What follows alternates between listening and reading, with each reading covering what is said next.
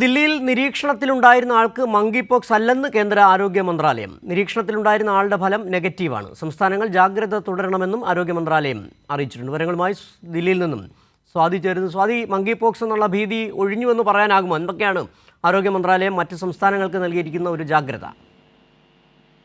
സിജു, കഴിഞ്ഞ ദിവസമാണ് monkey pox ലക്ഷണമുള്ള ഒരാളെ ആശുപത്രിയിൽ പ്രവേശിപ്പിച്ചെന്നുള്ള അറിയിപ്പ് കേന്ദ്ര ആരോഗ്യ മന്ത്രാലയത്തിന്റെ ഭാഗത്തു നിന്ന് ഉണ്ടായിരുന്നത്.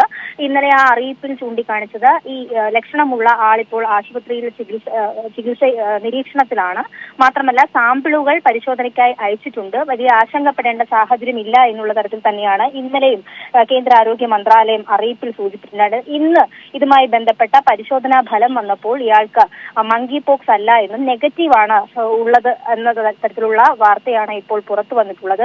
എന്നാലും ഇപ്പോൾ ജാഗ്രത തുടരണം. ആശങ്കപ്പെടേണ്ട സാഹചര്യങ്ങൾ ഒന്നും തന്നെ ഇല്ല. എന്നാലും മറ്റു സംസ്ഥാനങ്ങൾ ജാഗ്രത തുടരണം. പ്രത്യേകിച്ചും വിദേശ രാജ്യങ്ങളിലടക്കം നിരവധി വിദേശ രാജ്യങ്ങളിൽ ഈ മങ്കി പോക്സ് സ്ഥിരീകരിച്ച സാഹചര്യം ഉള്ളതിനാൽ അവിടെ നിന്നും രാജ്യത്തേക്ക് എത്തുന്ന എല്ലാവരും വലിയ തരത്തിൽ ജാഗ്രത പുലർത്തണമെന്നും മുന്നോട്ടും ഇത്തരത്തിലുള്ള ഏതെങ്കിലും ലക്ഷണം നൽകിയത്. ദില്ലിയിൽ നിരീക്ഷണത്തിലുണ്ടായിരുന്ന ആൾക്ക് മങ്കി പോക്സ് അല്ലെന്ന് സ്ഥിരീകരണം. സംസ്ഥാനങ്ങൾ ജാഗ്രത തുടരണമെന്നും കേന്ദ്ര ആരോഗ്യ മന്ത്രാലയത്തിൻ്റെ നിർദ്ദേശം.